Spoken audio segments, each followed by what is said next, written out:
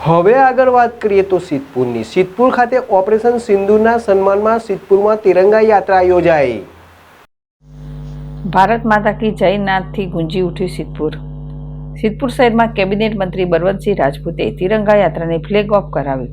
જમ્મુ કાશ્મીરના પહેલગામ ખાતે નિર્દોષ પ્રવાસીઓ પર થયેલા આતંકી હુમલાની ઘટના બાદ ભારતીય સેનાએ ઓપરેશન સિંદૂર દ્વારા મા ભારતી તથા આપણા તિરંગાને અપાવેલા ગૌરવને વધારવા સિદ્ધપુર ખાતે નગરપાલિકાથી જાંપલી પોળ સુધી તિરંગા યાત્રા યોજાઈ હતી, જેમાં ભારતીય સેનાના સન્માન માટે આયોજિત તિરંગા યાત્રાને કેબિનેટ મંત્રી બળવંતસિંહ રાજપૂતે ફ્લેગ ઓફ આપી પ્રસ્થાન કરાવ્યું હતું।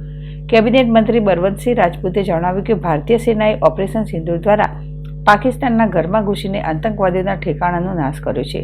વિશ્વએ પણ ભારતની નોંધ લીધી છે। ઓપરેશન સિંદૂર થકી ભારતે પાકિસ્તાનને જડબાતોડ જવાબ આપ્યો છે। ભારતના વિજયને ઉજવવા અને લોકોમાં દેશપ્રેમની ભાવના અખંડિત રહે એ હેતુથી આજે સિદ્ધપુરમાં તિરંગા યાત્રા યોજવામાં આવી છે। તિરંગા યાત્રામાં નગરપાલિકા પ્રમુખ અનિતાબેન પટેલ, ઉપપ્રમુખ સોનલબેન ઠાકર, એપીએમસી ચેરમેન વિષ્ણુભાઈ પટેલ, સંગઠનના પદાધિકારીઓ, વિવિધ સામાજિક ધાર્મિક સંસ્થાઓ, પોલીસ જવાનો, હોમગાર્ડ જવાનો, દરેક સમાજના અગ્રણીઓ, વેપારીઓ અને શહેરીજનો જોડાયા હતા। ભરત લીંબાચિયા, જેડેશ ટીવી, સિદ્ધપુર।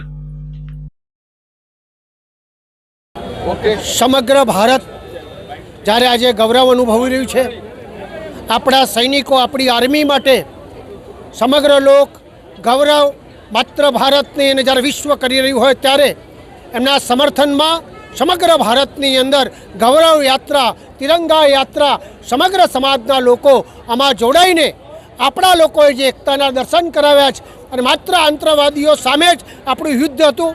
આપણે આતંકવાદીઓના 99 ઠેકાણા ઉપર જ્યારે જબરજસ્ત મિસાઇલ છોડીને એને નિર્દોષ લોકોના જીવ માટે જે આપણું ઓપરેશન સિંદૂર હતું એ કામયાબ થયું છે।